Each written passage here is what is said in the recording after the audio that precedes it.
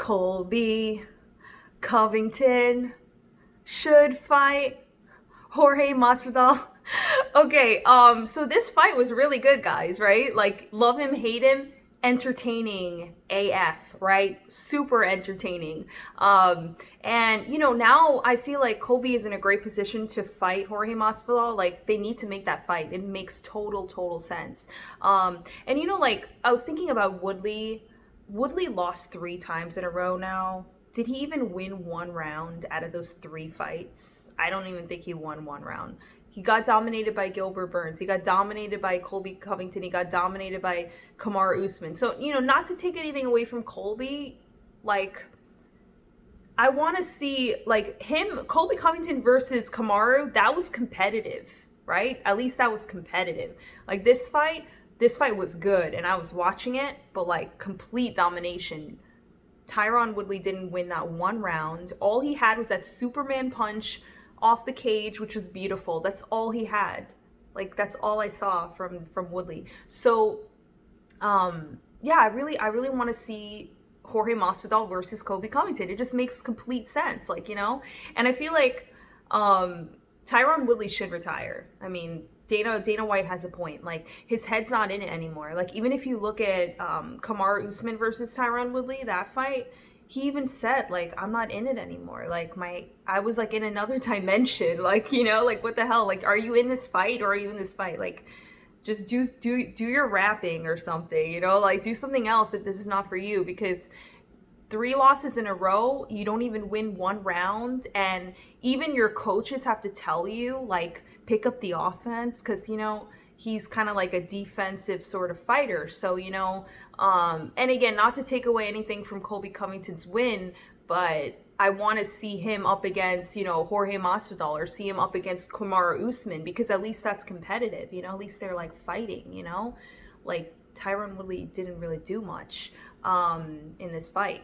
So yeah, let me know in the comments what you thought about this fight, the thrill and the agony. Like, there was a lot at stake with this fight. Like, this fight was really good. So yeah, let me know in the comments what you thought, because I don't know, I need to see Jorge Masvidal versus Colby Covington. Like, that's like the fight to make, I think, for sure. Like, I don't want to see Jorge Masvidal versus Nate Diaz. Like, I already saw what I needed to see in the first fight.